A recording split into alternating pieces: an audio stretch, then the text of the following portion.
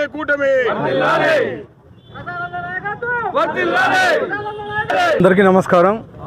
ఈరోజు అనంతపురం అర్బన్ తెలుగుదేశం అభ్యర్థిగా నామినేషన్ వేసినాను.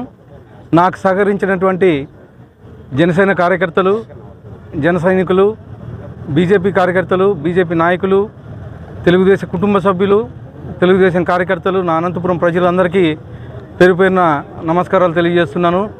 ఇంత భారీ జన సమీకరణతో అంతా సహకరించి నన్ను నామినేషన్ వేయించిన ప్రతి ఒక్కరికి ధన్యవాదాలు తెలుపుకుంటున్నాను.